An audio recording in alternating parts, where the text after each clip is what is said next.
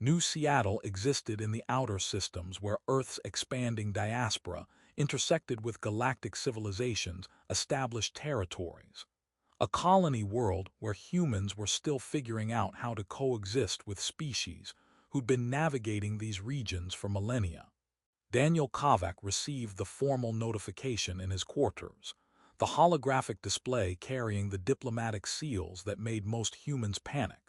Selection designation from the Erethian hegemony, indicating that mature Erethian female Velshara had chosen him for genetic contribution to her species' strategic reproduction program. The Erethians evolved on a high-altitude world with zero.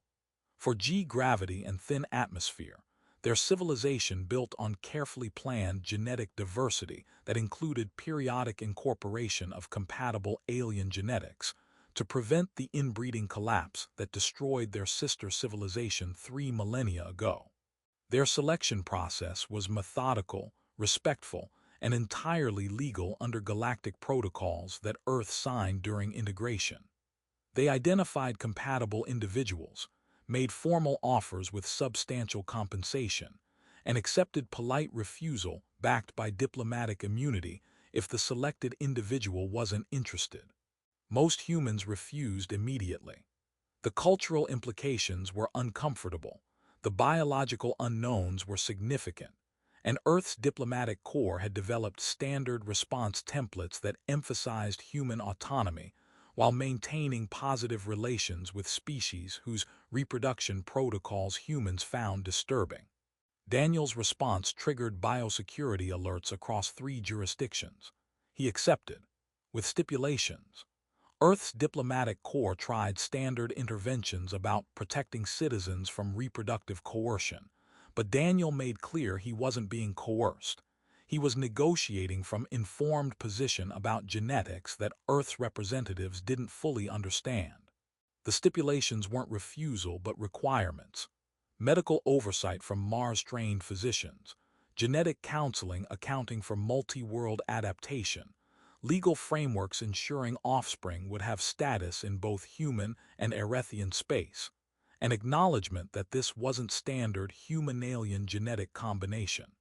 Velshara's researchers began preparing for standard human-Erethian procedures, following centuries-old protocols developed when Earth joined galactic civilization. Then medical scans revealed what Daniel meant by not typical. He wasn't baseline human.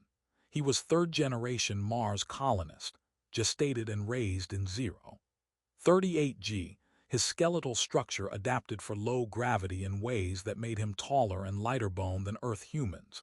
His cardiovascular system optimized for thin atmospheres. His genetics already drifting from baseline humanity in ways that Earth's gene-purists found disturbing. The medical evaluation revealed implications that terrified xenobiologists on both sides. Daniel's skeletal structure, lighter and more gracile due to low-gravity development, closely resembled Erethian bone density and architecture. His cardiovascular adaptations for Mars's thin atmosphere mirrored Erethian respiratory efficiency. Even his height and body proportions, diverging from Earth-human norms after 3 generations in 0.38 g, made him physically closer to Erethian standards than to his own ancestral stock. The offspring wouldn't be human-Erethian hybrid in traditional sense. It would be something genuinely new. Earth ancestral genetics, Mars low-gravity adaptations, and Erethian contribution combining into a phenotype that galactic medical science had no framework to categorize. Earth's Genetic Oversight Commission was horrified. Daniel represented proof that human expansion was creating planetary variants, that the species was diverging faster than anyone expected, that Mars colonists might be genetically incompatible with Earth humans within another few generations. Mars independence advocates were fascinated. If Mars colonists had more in common with some galactic species than with Earth, that had massive implications for colonial autonomy and identity.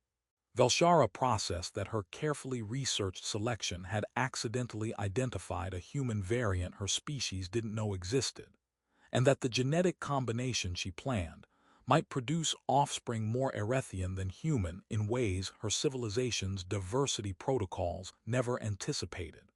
Daniel navigated everyone's panic with calm that suggested he'd expected exactly this reaction.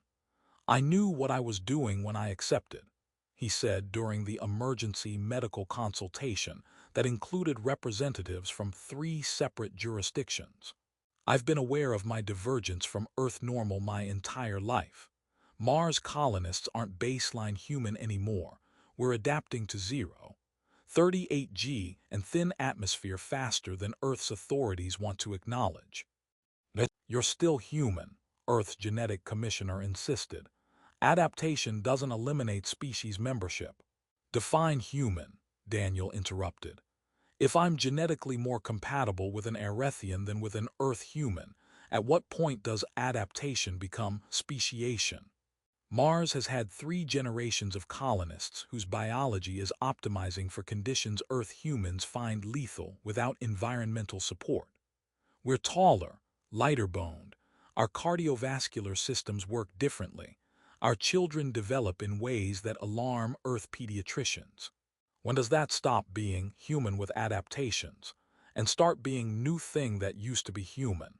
The silence that followed was the sound of people confronting implications they'd been avoiding.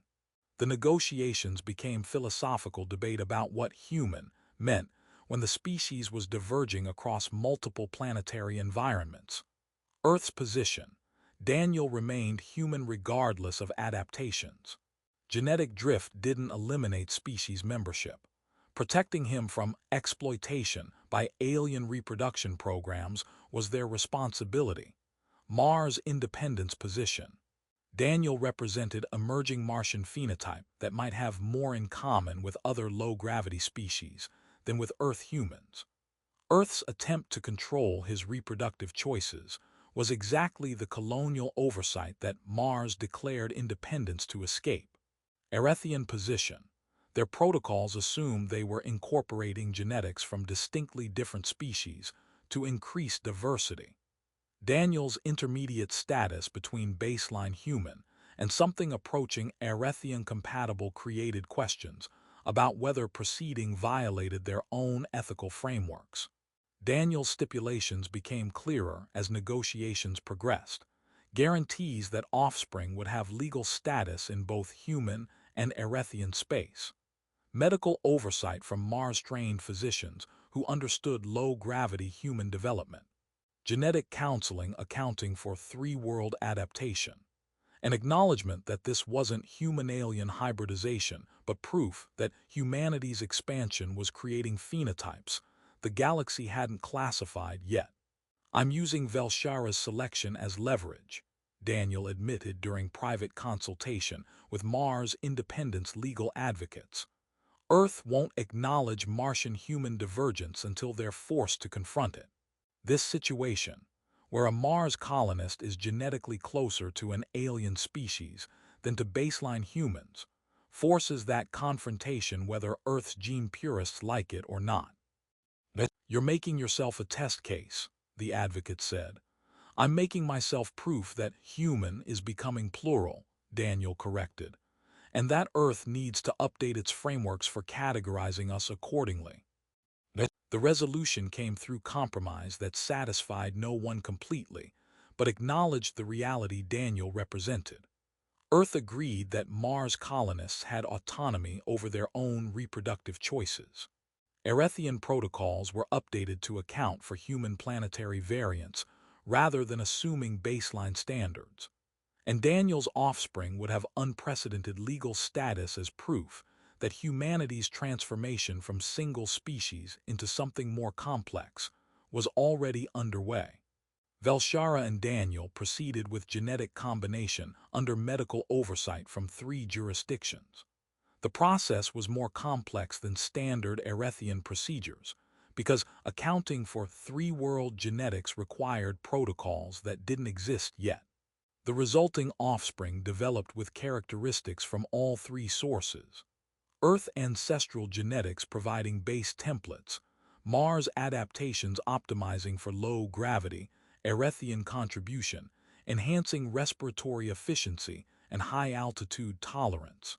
The child, named Kiera after Daniel's grandmother and Velshara's maternal line designation, was more suited for marginal worlds than either parent civilization. Her bone density worked for 030. 5G environments. Her respiratory system handled thin atmospheres that would incapacitate baseline humans or Erethians. Her height and proportions suggested she'd grow taller than either species' average. Xenobiologists studied her development not as hybrid, but as potential model for how species adapt across multiple planetary environments simultaneously. 5 years later, Daniel raised his daughter on a joint Mars-Erethian research station, where low-gravity humans and Erethians discovered they had more in common than either species had with their baseline populations. The boundaries between species were becoming less relevant than the boundaries between planetary adaptations. His final log entry acknowledged the transformation. Was selected by mature Erethian for genetic contribution. Accepted because I understood I'm not typical Earth human. I'm Mars colonist whose biology has already diverged in ways that make me intermediate between species. Our offspring isn't hybrid but proof that humanity's expansion is creating variants faster than Earth wants to acknowledge, and that some variants might be more compatible with alien species than with baseline humans. Recommend updating protocols. Human is becoming plural, and the galaxy needs frameworks for categorizing us accordingly. Velshara's report was more technical, but acknowledged the same reality. Selection accidentally identified phenomenon our protocols didn't anticipate. Humanity's rapid expansion is producing phenotypes diverging from Earth baseline. Strategic genetic harvesting must account for multiple human variants rather than single standard species. Offspring demonstrates successful three-world genetic combination, suggesting that planetary adaptation creates compatibility bridges between species that standard frameworks don't predict. Kiera grew up neither fully human nor fully Erethian, but something new, proof that the galaxy's categories for species were breaking down as civilizations expanded across environments that forced adaptation, and that the resulting variants would create connections neither parent species anticipated. Daniel's selection wasn't cosmic accident. It was inevitable outcome of humanity's expansion, creating phenotypes that were sometimes more compatible with alien species.